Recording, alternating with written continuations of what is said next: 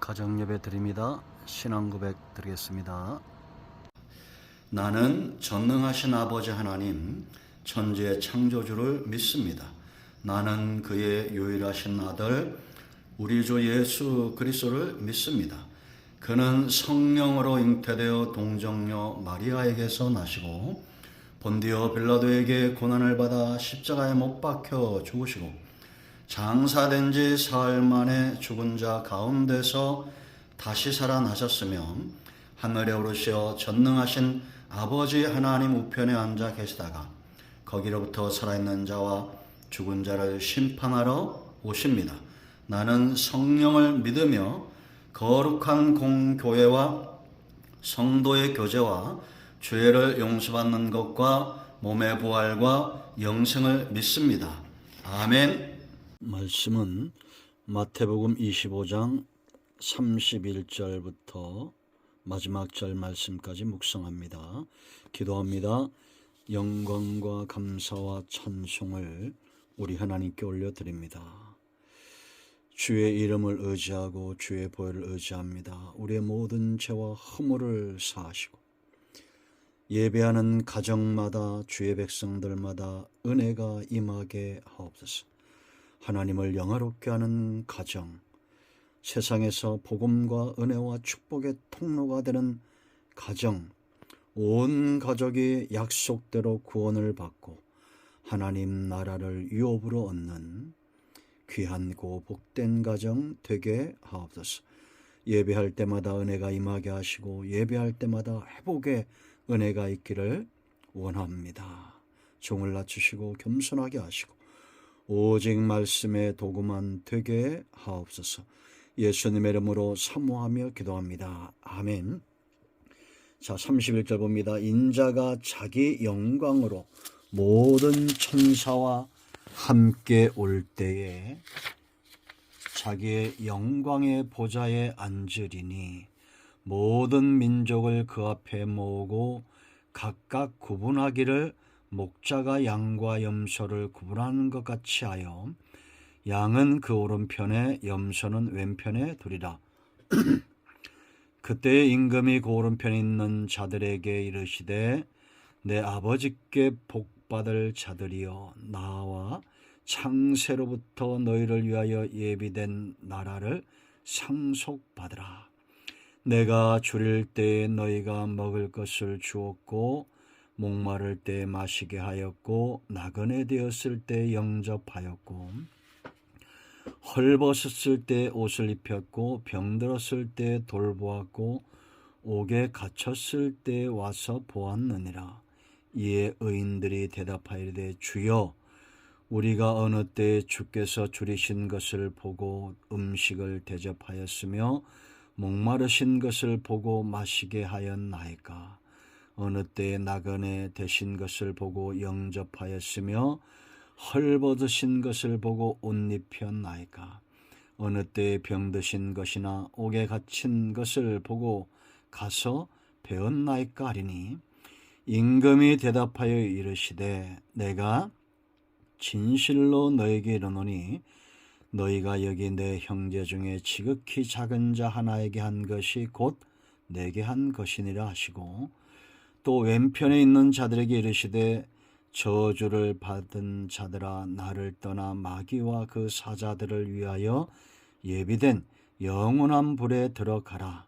내가 줄일 때에 너희가 먹을 것을 주지 아니하였고 목마를 때에 마시게 하지 아니하였고 나그네 되었을 때 영접하지 아니하였고 헐벗었을 때 옷 입히지 아니하였고 병들었을 때와 옥에 갇혔을 때 돌보지 아니하였느니라 하시니 그들도 대답하여 이르되 주여 우리가 어느 때에 주께서 줄이신 것이나 목마르신 것이나 나그네 되신 것이나 헐벗으신 것이나 병드신 것이나 옥에 갇히신 것을 보고 공양하지 아니하였나이까. 이에 임금이 대답하여 이르시되 내가 진실로 너에게 이르노니 지극히 작은 자 하나에게 하지 아니한 것이 곧 내게 하지 아니한 것이니라 하시리니 그들은 영벌에 의인들은 영생에 들어가리라 하시니라. 아멘. 오늘의 이 말씀이 저와 여러분의 가정에 은혜가 되고 응답의 말씀이 되기를 사모합니다. 자, 25장에 그때의 천국은 그랬죠. 세 가지 비유입니다. 먼저 1절로 13절에서 열처녀 비유가 나옵니다. 여기서 예수님은 신랑으로 나타나죠. 신랑에게 가장 중요한 것은 신부다라고 말했습니다. 그러므로 예수님은 반드시 오신다라는 겁니다. 그런가 하면 14절부터 30절까지는 주인으로 나옵니다. 5달란트, 2달란트, 1달란트 이 비유죠. 예수님이 주인으로서 타국에 멀리 갔다 반드시 돌아온다는 겁니다. 반드시 이 땅에 예수님이 오신다는 겁니다. 결산하시겠다라는 겁니다. 5달란트, 2달란트, 1달란트 주님을 기다리는 자들은 어떻게 살아야 될까요? 착하고 충성된 자, 재능대로 내게 맡기신 것을 알고 만족하며 충성되게 주님을 기쁘시게 하고 착하게 올바른 길에 법을 지키는 삶이 바로 주인을 기다리는 성도의 삶입니다. 그런가 하면 이제 마지막 31절부터 46절까지는 임금으로 나타나십니다. 임금으로 비유하시는 거예요. 임금이 자기 영광의 보좌에 앉아서 심판하신다는 겁니다. 양과 염소를 나누어서 양은 오른편에 왼편엔 염소를. 양처럼 살았던 사람들은 칭찬을 받고 천국에서 기업을 상속받지만 염소처럼 산 사람들은 이는 죽은 믿음의 소유자들입니다. 영원한 형벌에 처하게 된다. 이 세 가지 비유의 핵심이 뭡니까? 주님께서 반드시 오신다. 성도들은 다시 오실 주님을 마라나타 기다리는 자들입니다. 이제 다시 오실 주님은 심판주로 오시는 겁니다. 심판하시기 위해서 오시는 겁니다. 그렇다면 저와 여러분이 어떻게 살아야겠습니까? 여러분, 천국은 믿음으로 갑니다. 삶-믿음. 살아있는 어떤 선행이 구원의 조건이 아니라 선행은 살아있는 믿음, 행함이 있는 믿음의 증거일 뿐입니다. 그러므로 지옥간 저주받은 염소 같은 자들은 죽은 믿음, 불신자들을 가리키죠. 양 같은 자들은 선행을 실천하는 행함이 있는 살아있는 믿음의 소유자들이다. 그들은 사람을 볼 때에 단지 나그네되고 병들고 포로되고 이런 사람들뿐만 아니라 사람을 볼 때 주님께 하듯 하는 사람들입니다. 염소는 지어받기 좋아하는 자죠. 그래서 사람들을 자꾸 지어박으려고 합니다. 그러나 양 같은 성품의 사람들은 그렇지 않습니다. 자, 이제 여러분, 믿음은 하나님의 선물이라는 것 에베소 2장 8절 말씀에 분명히 하고 있죠. 이런 하나님의 믿음을 선물로 받은 사람들은 사망에서 생명으로 옮겨졌습니다. 거듭남, 생명이 다시 사는 체험을 했습니다. 이제 이들은 어떻게 살아야 할까요? 오늘 이 본문이 분명히 보여주는 것이 있습니다. 첫 번째는 아직은 양과 염소가 같이 산다라는 겁니다. 에베소 2장 2절 말씀을 보면 그때 너희는 그 가운데 행하여 이 세상 풍조를 따르고 공중 권세 잡은 자들을 따랐으니 곧 지금 불순종하는 아들들 가운데 역사하는 영이라. 자, 양 같은 사람들은 순종하는 아들이죠. 염소 같은 사람은 불순종하는 아들로 이들은 세상 풍조를 따릅니다. 가늠하는 자들처럼 세상을 사랑하고 세상에 속해 있습니다. 악한 영에 사로잡혀 있다라는 겁니다. 이런 자들과 더불어 사는 것이 세상입니다. 밤이 오기 전까지 낮에는 양과 염소가 같이 들에 머물러 있습니다. 마치 이는 종말이 오기 전에, 우린 다 같이 종말이 있지 않습니까? 종말이 오기 전에 양 같은 성도, 염소 같은 불신자들이 세상에 같은 하늘 아래 있는 것과 같습니다. 예수님이 이 당시의 이 상황을 잘 보고 예를 들으신 거예요. 당시에는 양과 염소를 같이 방목했답니다. 거기에는 두 가지 이유가 있다는 겁니다. 하나는 겨울에 양들에게 우리에서 먹이를 줄 때에 양들은 미련하고 둔해서 아마 여러분들 TV에서 자주 봤을 겁니다. 미련하고 둔하고 눈이 어두워 가지고 한꺼번에 먹이를 주면 한꺼번에 막 몰려든다는 거예요. 그러면 깔려 죽는 양들도 있다라는 거죠. 그리고 그 양털을 입고 막 서로 막 엉겨 있으면 열이 발생해 질식해서 죽기도 한답니다. 이를 방지하기 위해서 염소를 그 양들 우리 속에 넣어 놓으면 양들이 몰려들 때 성질이 난폭한 이런 자기만 하는 이기적인 염소들이 양들을 들이받는 겁니다. 그럼 양들이 이리저리 흩어져서 먹이를 먹고 또 들에 두면 꼴을 찾고 서로 엉켜서 치어 죽는 것을 방지하는 겁니다. 여러분, 성도의 삶도 마찬가지입니다. 우리가 정신없이 살아갈 때 양들이 한번 들이다 받으면 또 깨어 근신하고 기도하고 말씀을 가까이 하고 사모하고 그렇게 나가지 않습니까? 또 한 가지 이유가 있는데 이리가 늑대가 양들을 잡아먹으려고 올 때, 잡아갈 때 끝까지 반항하는 것이 염소랍니다. 이런 염소의 기질과 성질 때문에 다소간 그 양들을 보호할 수 있다라고 합니다. 이런 원리를 주님이 아시고 양과 염소를 사람에 비하여 설명하고 계시는 겁니다. 여러분, 양 같은 성도들은 세상에서 염소들과 같이 살면서 그들에게 때로 이런 영적인 도움들을 받아요. 그리 나쁜 것은 아닙니다. 아직까지는. 그러므로 여러분, 들이받는 기질이 아니라 들이받치는 양 같은 순종하는 사람이 되기를 축원드립니다. 그리고 들이받치면 딴 거 없어요. 다시 말씀으로, 다시 꼴로 돌아와서 말씀을 흠모하고 사모하는 것이 중요하겠죠. 여러분, 그 두 번째 우리가 할 것은 종자가 달라요. 양과 염소가 비슷해 보이지만 종자가 다릅니다. 마태복음 13장 27절 말씀 보면 씨 뿌리는 비유에서 가라지 비유가 나오죠. 그때 종들이 주인에게 와서 묻습니다. 주인님, 우리가 이렇게 좋은 씨만 뿌렸는데 가라지가 생겼습니다. 그때 주인이 뭐라고 말합니까? 원수가 와서 그렇게 하였다. 원수가 덧뿌린 겁니다. 실제로 여러분, 남의 논에 풍년 드는 거 회방하려고 악한 자들이 와서 가라지를 확 뿌려놓고 간다는 거죠.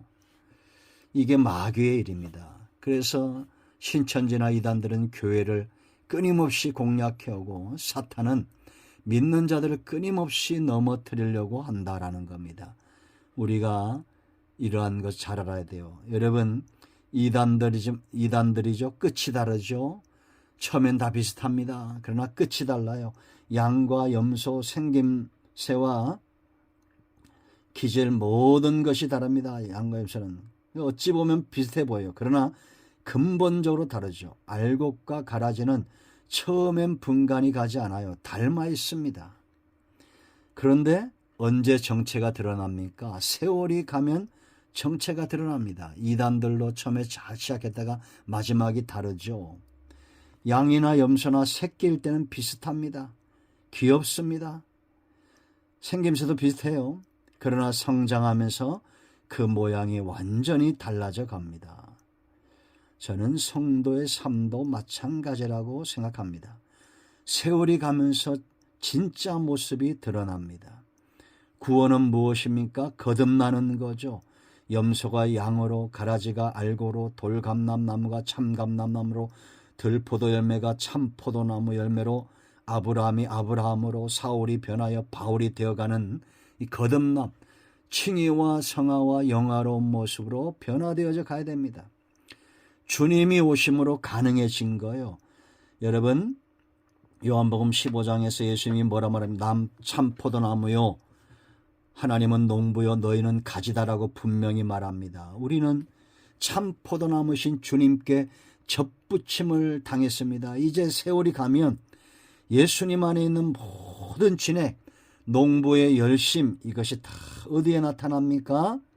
가지에 나타납니다. 변화되어져 갑니다. 이전 것은 지나가는 거예요. 어둠의 일을 벗고 빛의 갑옷을 입어야 됩니다. 고집스럽게 염소로 생애를 마감해서는 안 됩니다. 가인 보세요, 여러분. 끝끝내 회개하지 않고 고집을 부리죠. 에서 보세요. 끝끝내 고집을 부리고 회개하지 않죠. 기회 있을 때 양으로 거듭나 가야 됩니다. 점점 더 변화되어져 가야 됩니다. 사람은 누구나 다 예수 믿기 전에는 다 그런 시기들이 다 있었습니다. 불순종하고 허물 가운데 있고.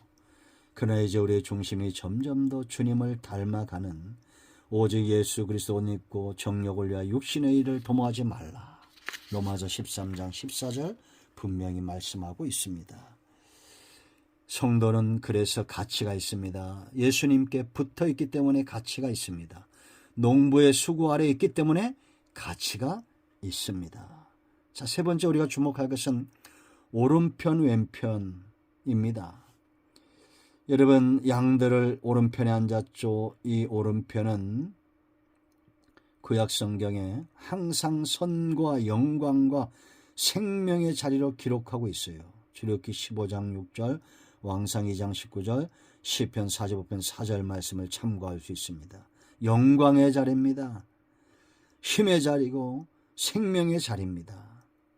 이곳이 어떤 자들의 자리입니까? 양들의 자리입니다. 산 믿음의 소유자들이 아버지께 얻을 자리입니다. 그런데 이 자리는 이 생에서 얻어지는 것이고 아버지께 복을 받는 자들의 자리고 창세로부터 예비된 하나님 나라를 상속받을 자들의 자리고 그들의 영광의 자리가 될 것입니다.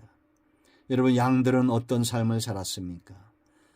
이 자리에 서게 된 이들의 삶이 35절과 30절에 나와 있죠. 내가 줄일 때에 너희가 먹을 것을 주었고 목마를 때 마시게 하였고 나그네 되었을 때 영접하였고 헐벗었을 때 옷을 입혔고 병들었을 때 돌보았고 옥에 갇혔을 때 와서 보았느니라. 주님이 이렇게 평가했는데 이때 의인들이 뭐라고 말해요? 의인들이 대답하여 이르되 주여 우리가 어느 때에 주께서 주신 것을 보고 음식을 대접하였으며 목마르신 것을 보고 마시게 하였나이까? 어느 때 나그네신 걸 보고 영접하였으며 헐벗으신 것을 보고 옷 입혔나이까? 어느 때에 병드신 것이 나오게 갇힌 것을 보고 가서 배웠나이까? 하리니 임금이 대답하여 이르되 내가 진실로 너에게 이르노니 너희가 여기 내 형제 중에 지극히 작은 자 하나에게 한 것이 곧 내게 한 것이니다 라고 말합니다. 여러분, 이들이 이 말씀대로 살아서 상을 받은 것이 아니라 살아있는 믿음이란 처음에도 말씀드렸죠.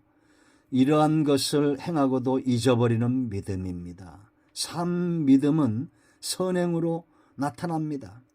이것이 염소들과 달랐어요. 양들은 적극적으로 율법을 준수하고 능동적으로 봉사활동하고는 잊어버리는 겁니다. 알아주지 않아도 억울해하지 않는 거예요. 이러한 삶을 칭찬하신 주님께 우리는 그런 일을 한 적이 없다고 겸손히 낮추어 말합니다. 그러나 염소들은 하지 않았다고 하니까 우리가 언제 안 했냐라고 말하죠. 했다라고 말합니다. 이게 외식입니다. 그럼 마태복음 11장 19절 말씀을 보면 인자는 와서 먹고 마시며 말하기를 보라 먹기를 탐하고 포도를 즐긴 사람이요 세리와 죄인의 친구로다니 지혜는 그 행한 일로 인하여 옳다함을 얻느니라. 예수님은 이런 죄인들의 친구가 되고도 사람들에게 그런 조롱과 비난을 당해도 그 일을 기꺼이 감당하셨던 낮아지는 자리, 섬김의 자리에 주님이 있었습니다. 이들이 바로 양들이 이런 삶을 살았는데 그들이 이런 일을 행하다 보니까 결국은 주님과 함께 영광의 자리도 가는 겁니다. 오늘 고난은 장차 나타날 영광과 좋게 비교할 수 없습니다. 주님이 낮은 자리로 갔던 것처럼 우리도 기꺼이 낮은 자리로 나아가는 저와 여러분이 되어야겠습니다. 우리 주변에 이런 사람들이 많다는 것은 결국 성도에게 축복입니다. 예수님께서 베드로에게 하셨던 말씀이 있죠. 요한복음 21장 18절 말씀. 내가 진실로 네게 이르노니 네가 젊어서는 스스로 띠뛰고 원하는 곳으로 다녔거니와 늙어서는 네 팔을 벌리니 남이 네게 띠뛰고 원하지 아니하는 곳으로 데려가리라. 예수 믿는 사람은 주를 위하여 기꺼이 고난의 자리도 갈 줄 알아야 됩니다. 그것이 곧 그 고난의 자리가 영광의 자리를 얻는 매표소가 될 겁니다. 아멘. 여러분의 가정에 오늘도 응답이 많습니다. 이제 마무리 기도하시고 주기도문으로 예배를 마치시면 되겠습니다. 할렐루야. 여러분의 가정을 예수 이름으로 축복합니다. 아멘.